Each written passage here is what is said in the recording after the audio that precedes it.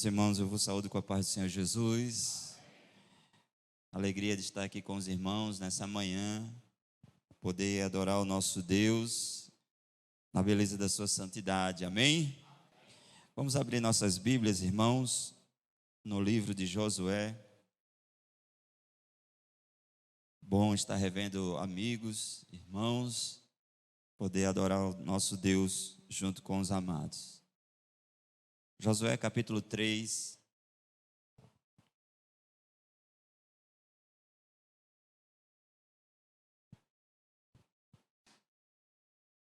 Vamos fazer uma leitura a partir do verso 1.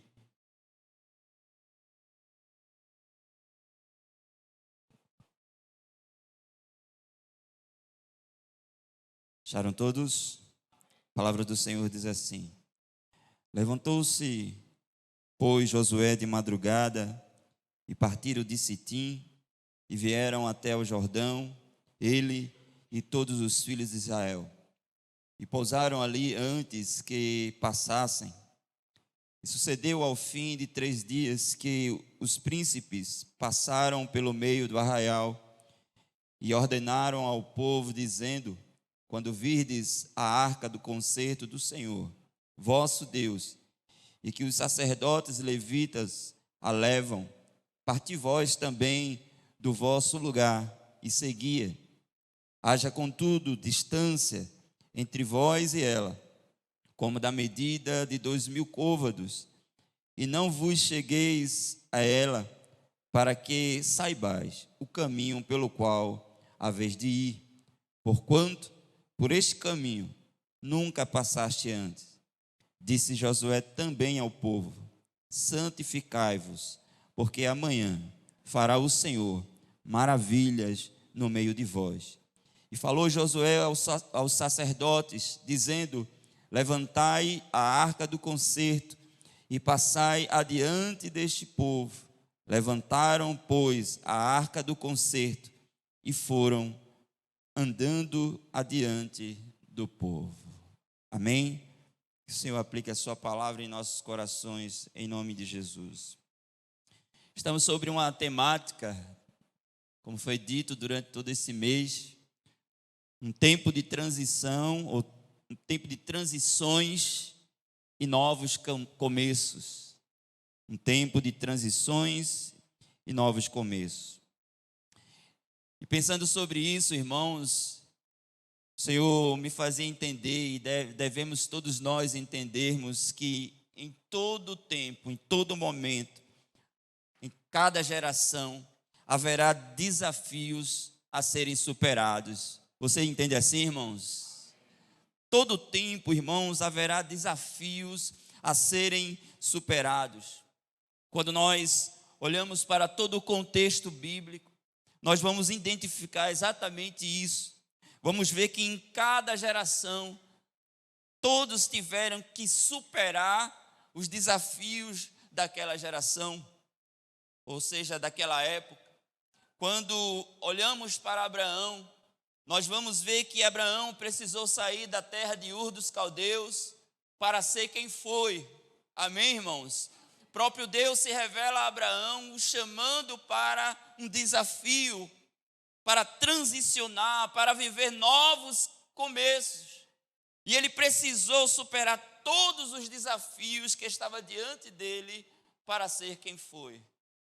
Quando nós olhamos, irmãos, para aquele povo que saiu do Egito, o povo de Deus que saiu do Egito, nós vamos ver que eles chegaram naquele deserto, diante de uma proposta maravilhosa de Deus, diante de grandes, de ricas promessas da parte de Deus. Mas aquele povo saiu do Egito, mas o Egito não saiu daquele povo. Aquele povo não conseguiu, irmão, sair, transicionar, não conseguiu superar os desafios que estavam diante deles. E por isso precisaram padecer no período de 40 anos, uma geração no deserto, para que outra se levantasse naquele lugar e fosse capaz de sim agora superar os desafios, tudo que estava diante deles e diante das ricas promessas de Deus sobre suas vidas.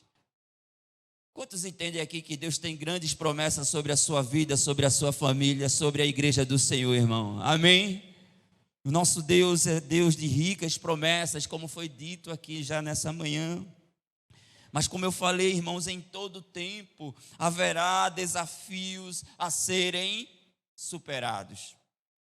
Talvez aquele povo que agora conseguiu chegar na tão sonhada, desejada terra prometida a Abraão, aquele povo agora pudesse só apenas desfrutar daquela terra que o próprio Deus declarou que era uma terra que manava leite e mel, ou seja, uma terra grandemente abençoada. Contudo, irmãos, havia ali ainda um propósito divino aí para ser vivido. Eles precisavam ir em busca ou manter o propósito divino pelo qual eles estavam ali. Amém? E esse era o grande desafio. Talvez eles pensassem, não, agora é só desfrutar, é só vivenciar. Não, havia ainda um propósito divino para que eles viessem a vivenciar através de suas vidas.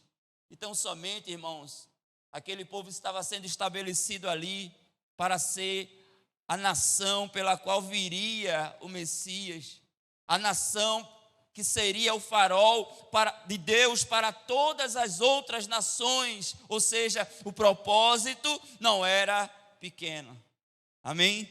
O propósito não era pequeno, mas o que nós vamos ver, irmãos, que esse povo que agora também está de posse dessa terra, eles passaram a infringir, o que mais eles fizeram, irmãos, foi infringir as orientações divinas, quando Deus disse assim, não se mistura com aquelas nações, nem com os ídolos delas, mas o que mais nós vamos ver, irmãos, é essa nação, esse povo se misturando e infringindo ali a vontade de Deus, os mandamentos, as orientações de Deus para aquele povo. E eu estava pensando, o que é o ídolo? O que é aquele Deus, aqueles deuses com D minúsculo que tinha ali, senão apenas uma representação, irmãos, da ganância humana que estava ali diante deles. Cada ídolo, Paulo diz, não é nada, senão exatamente representa ali uma ganância do coração humano. Ou seja, aquele povo que estava tão acostumado a contemplar Deus fazer, Deus abençoar, se revelar de uma maneira poderosa, agora estava abandonando a Deus para mergulhar dentro da sua ganância humana. Mas diante de tudo isso, irmãos, Deus, Ele fez cumprir todos os seus propósitos diante daquele povo e diante de todos nós. Amém? Todos os propósitos de Deus se mantiveram de pé e aconteceram tão somente para a glória de Deus. Aquela nação, sim, é a nação do Messias, a nação pelo qual o nosso Senhor chegou. E é interessante, irmãos, que quando Jesus ele chega, diante de toda essa história, todos esses desafios que esse povo superou ou deixou de superar, Jesus encontra agora também uma nação atolada nos seus próprios desejos, em detrimento à vontade de Deus. É para essa nação, amados irmãos, que Jesus vai declarar assim: vinde a mim todos vós que estáis cansados e sobrecarregados, e eu vos aliviarei. Nós costumamos, irmãos, usar esse texto, cabe também, mas Jesus, quando declarou isso, estava declarando isso para o seu próprio povo. Vinde a mim, todos vós que estáis cansados e sobrecarregados, e eu vos aliviarei. Jesus, irmãos, ele precisou expulsar homens do pátio do templo para declarar, está escrito, esta casa será chamada casa de oração, ou seja, ele precisou reafirmar o propósito de Deus sobre a vida daquela nação, porque aquela nação costumeiramente se afastava dos propósitos de Deus. E nós, irmãos, agora somos o povo de Deus. Você dá glória a Deus, aleluia. Nós somos a igreja do Senhor Jesus. Nós somos a igreja do Senhor Jesus. O desafio, irmãos, da transição pode nos levar a tomar 2 posicionamentos. Amém? 2 posicionamentos. Quando Deus nos chama, irmãos, e a gente sabe que o chamado de Deus na vida de cada um de nós sempre será desafiador. E pode gerar em nós 2 posicionamentos. O primeiro posicionamento é o medo. O medo, irmãos, ele é até necessário para as nossas vidas, para a gente lidar com as coisas dessa vida.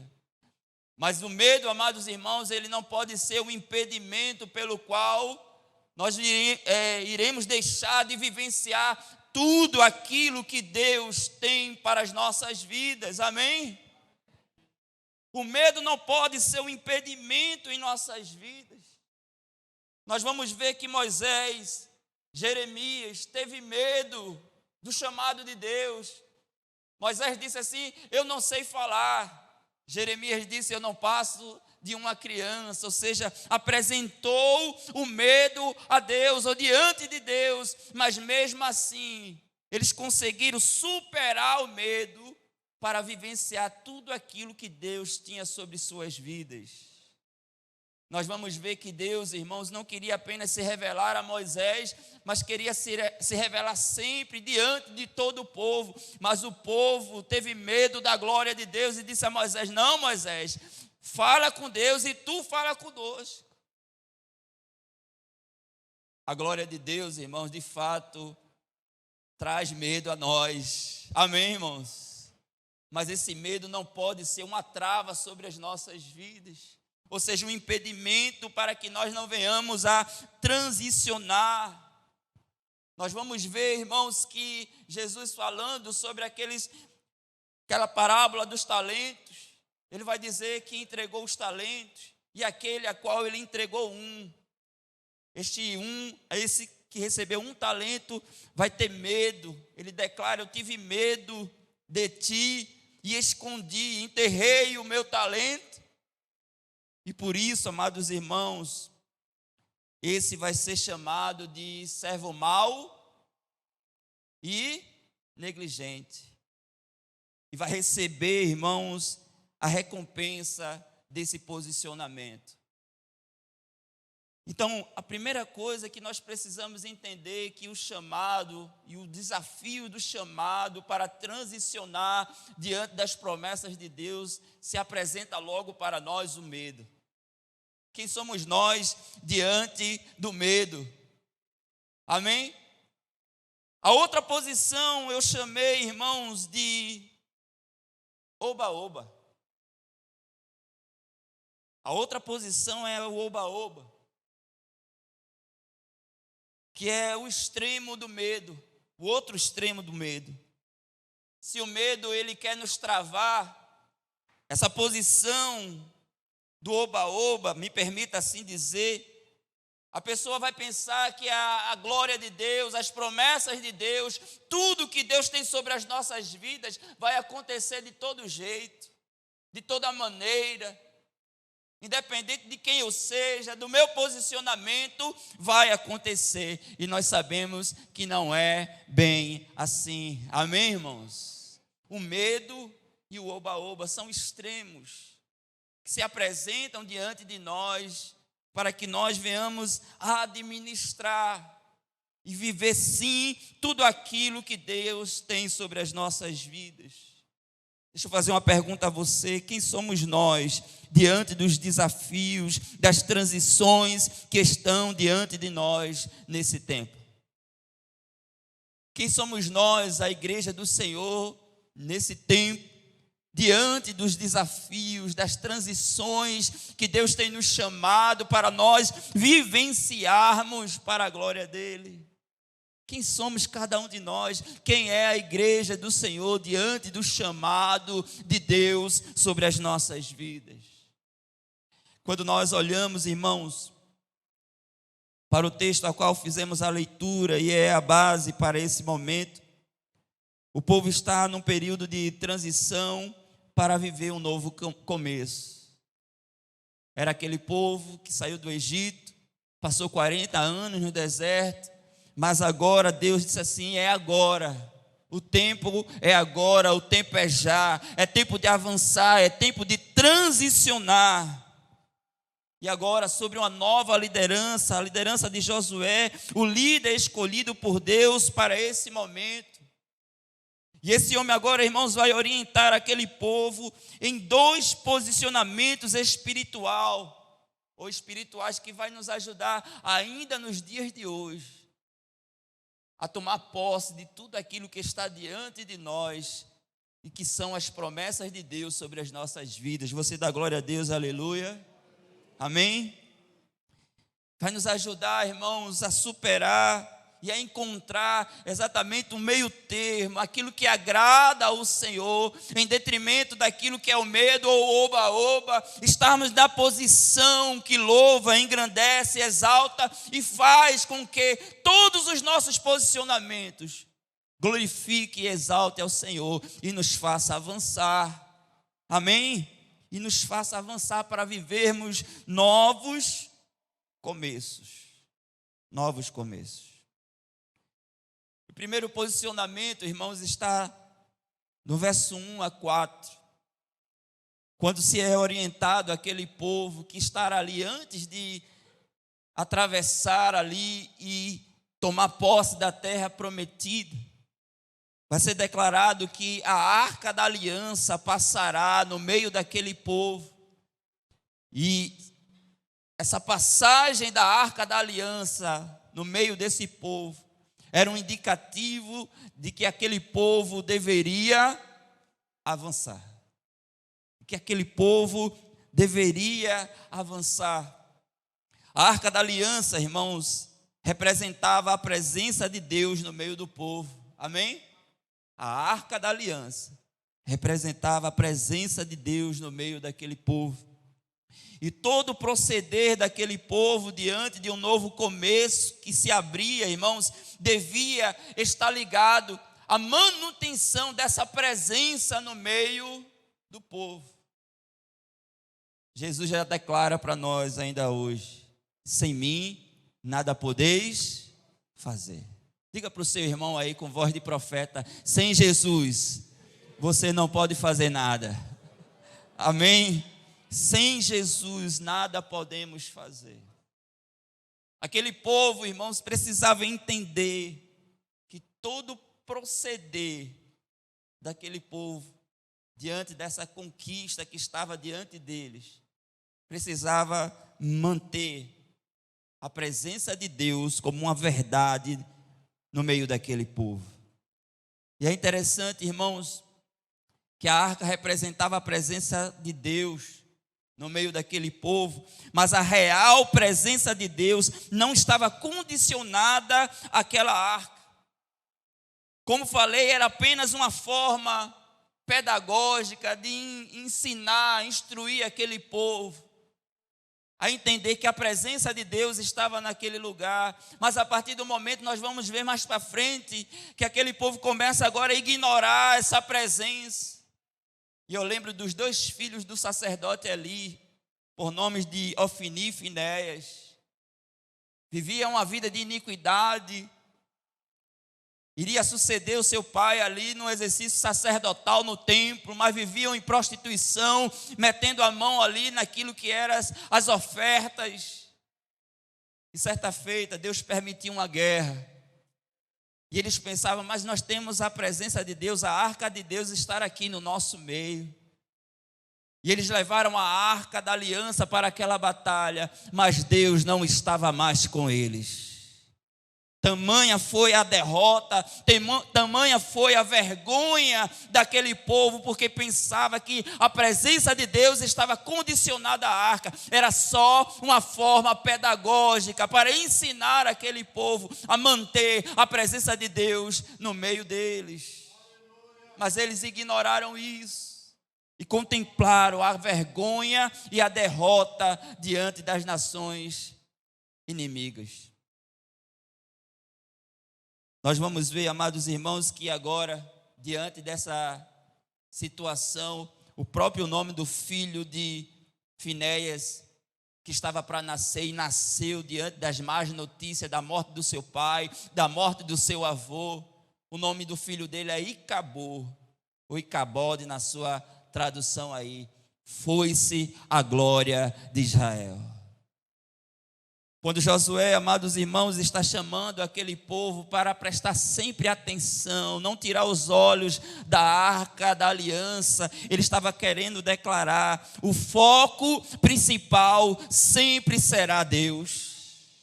Amém? O foco principal sempre será Deus. Não era uma terra que mana leite e mel. Deixa eu falar uma coisa para você: o céu não será céu se Deus não estiver lá. O que é a rua de ouro? O que é a casa que você já tem lá?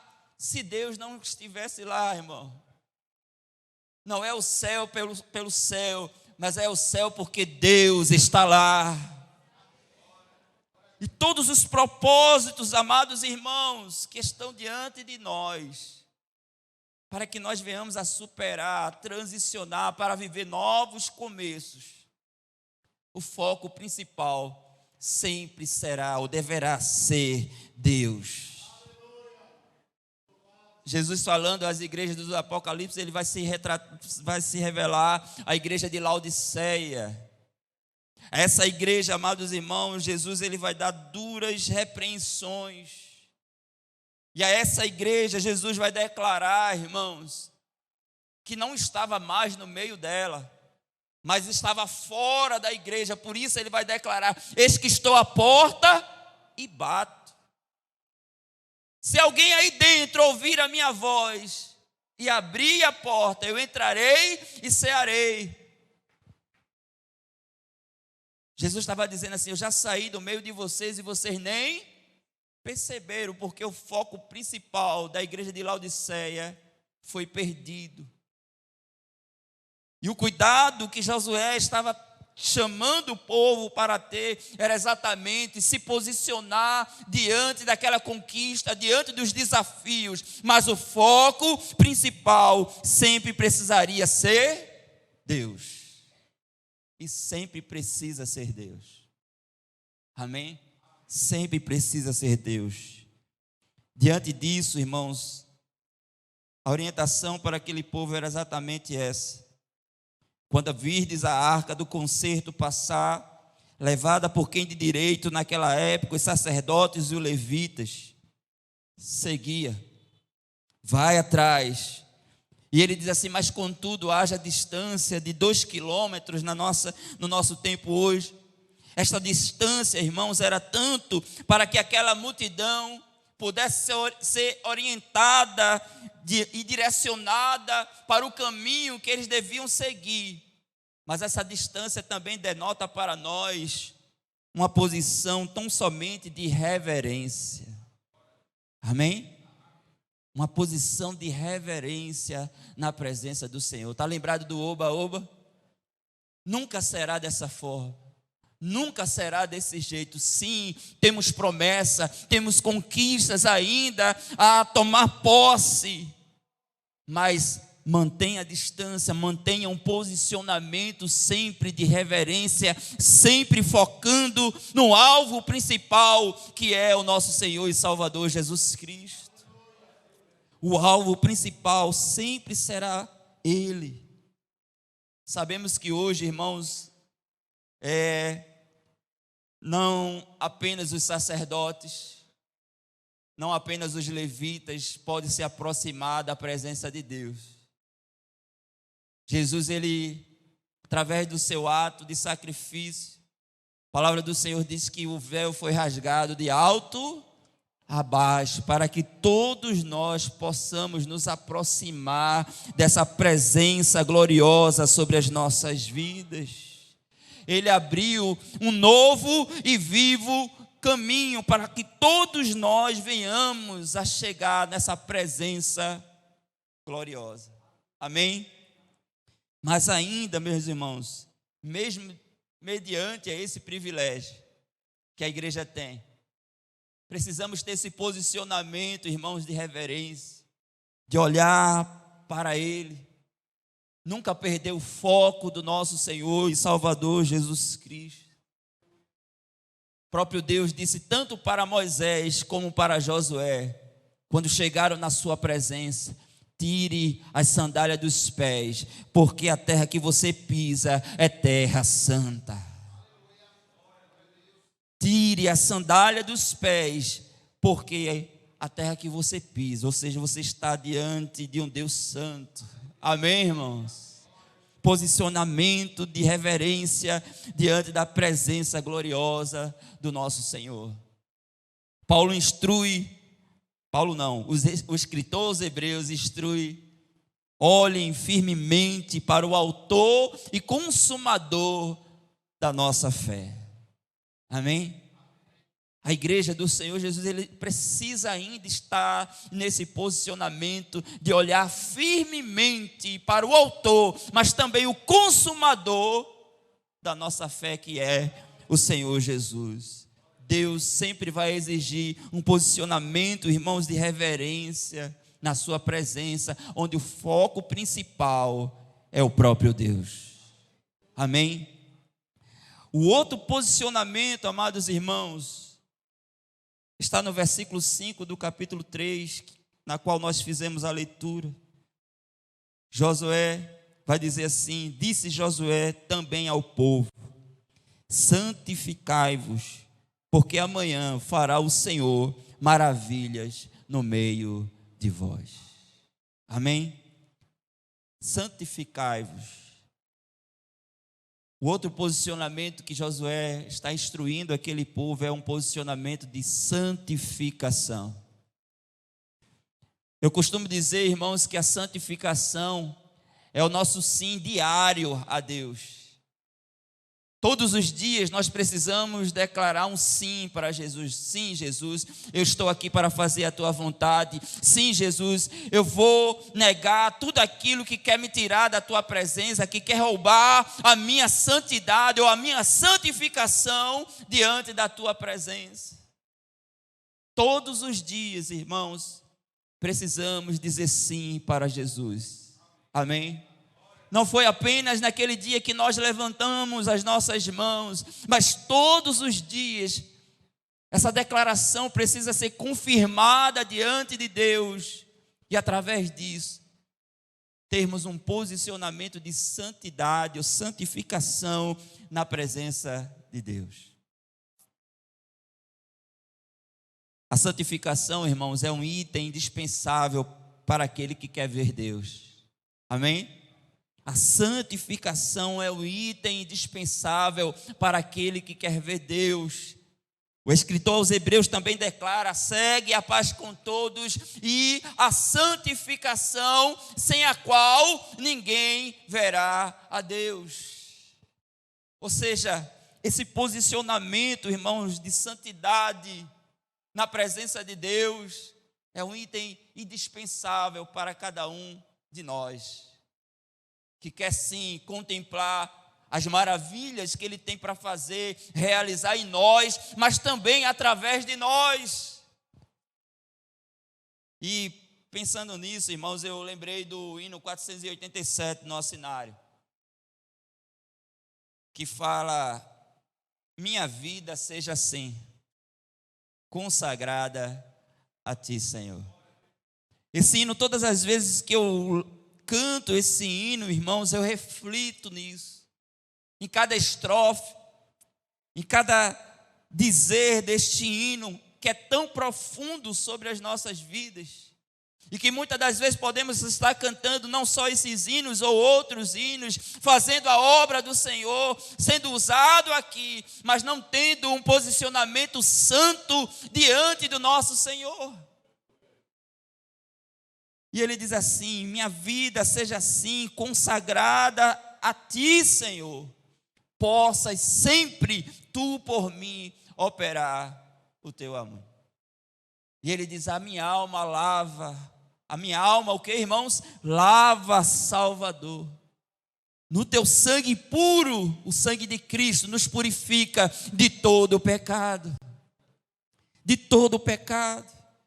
E ele continua dizendo que meus pés somente vão onde os santos possam ir. Seja o meu tempo já consagrado em teu trabalho. Cuidado com o seu tempo aí, viu, irmão? Está muito atarefado, não está tendo tempo para Jesus. Toma, ó Deus, o meu querer, faz o teu, ó Salvador. Amém? E a última estrofe diz assim: ó, recebe-me, Senhor, quando venho me prostrar. Aos teus pés, ó Salvador, hoje vem me consagrar. Há um desafio, amados irmãos, de que essa caminhada que está proposta a nós, os desafios que estão propostos a nós, dia após dia, tenha esse posicionamento do cuidado, de um cuidado real na presença desse Deus maravilhoso. Em um momento de consagração, irmãos, com a igreja, eu pedi uma palavra ao Senhor e o Senhor me levou lá para o livro de Juízes, capítulo 7, onde vai falar de Gideão. E Gideão precisaria ser um líder que iria contra aqueles que eram os opressores de Israel naquele período. E tinha, irmãos, 32 mil homens diante de Gideão. Mas Deus vai dizer assim: tem muita gente. Faz o seguinte, Gideão, apregoa no meio desses 32 mil, declarando assim: os covardes e medrosos voltem. Quando ele fez isso, irmãos, 22 mil voltaram. Diz que 32 mil já era pouco para a multidão que vinha contra eles. E agora, de 32, só tem 10 mil. E Deus vai dizer assim ainda tem muita gente aí. Leva o povo para beber água, Gideão, lá no ribeiro. E agora, irmãos, preste atenção, a forma que aqueles homens vão beber água vai declarar se eles estão aptos ou inaptos para ser instrumentos de Deus para aquele momento, para aquela transição, para aquela vitória que estava diante deles. Aqueles homens, irmãos, que se abaixaram de uma forma relaxada, como um cachorro se abaixa para beber, para lamber a água, esses daí estariam inaptos. Mas aquele que apenas se prostrasse, trouxesse a água para a boca, com a mão, esses seriam os aptos para seguir com Gideão. E agora, meus irmãos, só apenas 300 homens ficaram com Gideão. De 32 mil, 300 homens foram aprovados. Sabe por quê, meus irmãos? O nosso Deus é tão poderoso que Ele não está olhando para uma quantidade, Ele não está procurando aqueles que são tão somente preparados, capacitados com alguns dons e isso ou aquilo outro. Não, ele está procurando, ele já falou aqui na abertura, ele está procurando, a procura dos verdadeiros adoradores que o adoram em espírito e em verdade. O Senhor está em busca dos verdadeiros adoradores. Não importa se é 32 mil, se for, melhor ainda. Amém? Se for, melhor ainda. Mas também se for 300, é com esses 300 que Deus manifestará a sua glória no meio do seu povo. Aleluia. Parecia ser bobagem, não é, irmãos? A forma de beber água. Mas a santificação é exatamente isso. Muita gente vai dizer: isso aí é bobagem. Isso tem nada a ver, isso já é passado, não sei o quê. Isso não interfere na tua vida com Deus. Quando faz toda a diferença na nossa caminhada, ou seja, diante daquele que quer transicionar e viver novos começos. Amém? Faz toda a diferença. Vejamos, irmãos, que a orientação era santifique-se primeiro, porque depois o Senhor fará maravilha no meio de vós. Amém? Há uma condição aqui: se santifique, se posicione segundo a vontade de Deus primeiro, para depois você contemplar as maravilhas de Deus. Muitas das vezes a gente está com muita sede para contemplar. É muito bom ver as maravilhas de Deus. Coisa boa, irmãos, é ver Deus fazer no nosso meio. E Ele é Deus que faz. Diga para o seu irmão aí: o nosso Deus é Deus que faz, irmão. Lembre-se disso. O nosso Deus é Deus que faz. Mas primeiro, se santifique, para amanhã você contemplar as maravilhas que Deus tem sobre a sua vida, sobre a vida da igreja. Amém? A primeira cidade, irmãos, que aquele povo, quando adentrasse Canaã, eles iriam ter de enfrentar a Jericó. A cidade das muralhas, grandiosas, fortificadas.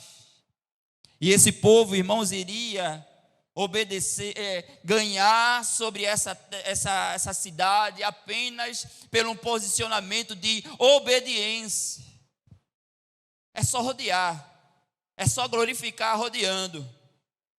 Só isso, diante de tudo isso, só rodeie e glorifique. No 7º dia, eles contemplaram, irmãos, Deus fazer aquelas muralhas ruírem para a glória tão somente de Deus. Pelo um posicionamento de obediência. Mas interessante, irmãos, que a segunda cidade era uma cidade que até o seu nome é pequeno. Ai. Josué mandou os espias, disse assim, os espias foram lá, contemplaram, é pequena. O contingente bélico lá é pequeno, não precisa nem mandar o exército todo. Se a gente ganhou de Jericó, quanto mais de Ai, que é menor. E seria uma vitória mesmo, irmãos. Se até um homem só fosse, mas fosse em obediência. Havia pecado no meio do arraial. E a palavra do Senhor diz que grande foi a vergonha e a derrota daquele povo diante de uma cidade menor, de um contingente menor do exército do inimigo. Porque havia o quê? Pecado no meio do povo. Nós temos, irmãos, grandes coisas para conquistar para a glória de Deus. Alguém diz amém, irmão? Amém. Temos grandes coisas ainda para conquistar, irmãos. Mas o que importa, como já foi dito, não é se é grande ou pequeno, mas que se faça a vontade do nosso Deus. O que importa para Deus, irmãos, é que nós venhamos a estar posicionado da maneira que louva e engrandece. A nossa motivação, irmãos, a viver em santidade não deve ser pelo interesse de contemplar as maravilhas do Senhor. Porque isso, Jesus ele diz, busca em primeiro lugar o reino de Deus e a sua justiça, porque as demais coisas vêm com naturalidade sobre a sua vida. E às vezes a gente quer primeiro as outras coisas para depois buscar a Deus e o seu reino, a sua justiça. Para concluir, irmãos, Josué vai declarar